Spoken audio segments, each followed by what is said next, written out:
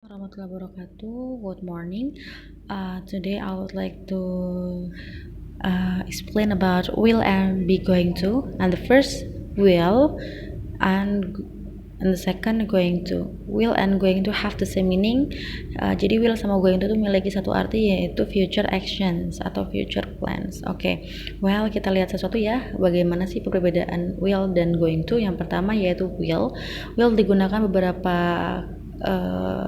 penggunaan. Yang pertama, future actions decided at the moment of speaking. Jadi will digunakan untuk menyatakan sebuah future actions yang rapid decisions atau immediate, yang artinya spontan. Jadi saat itu berbicara, saat itu juga mereka mengucapkan akan melakukan apa. Contohnya, I will buy a salad. I will go to the market. Saya akan pergi ke pasar. Saya akan membeli salad. Jadi spontanitas dia mengucapkan hal tersebut dan mereka melakukan hal tersebut pula, gitu. Nah, yang kedua, will bisa digunakan untuk predictions without evidence atau prediksi yang tanpa bukti. Nah, jadi sebuah prediksi yang tidak mempunyai bukti. Contohnya, I think United will win the game. Tanpa ada bukti, kita bisa mengucapkan bahwa United will win the game, kan gitu. I think you will win these competitions. Jadi tanpa bukti juga ya kita bisa berbicara bahwa kamu akan menang dalam kompetisi ini.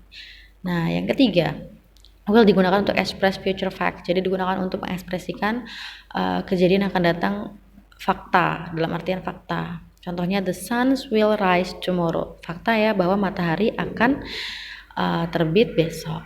Seperti itu. Nah, bagaimana dengan going to? Going to juga mempunyai beberapa penggunaan. Yang pertama, future plan decided before the moment of speaking. Decided before the moment of speaking. Maksudnya di sini sebuah future plan, sebuah rencana yang akan dilakukan. Nah, suatu rencana itu berarti sudah direncanakan sebelumnya. Sebuah action itu sudah direncanakan sebelumnya saat dia berbicara. Contohnya, I'm going to visit my aunt next week. Saya akan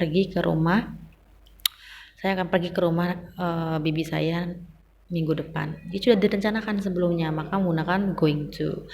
Yang kedua, bisa digunakan untuk prediction juga, tapi prediction based on present evidence atau with evidence. Jadi prediksi yang diucapkan tersebut dengan adanya bukti. Contohnya, look at the black clouds. Look at the black clouds. It's going to rain. Nah, the black clouds itu kan bukti bahwa akan turunnya hujan, maka menggunakan going to rain.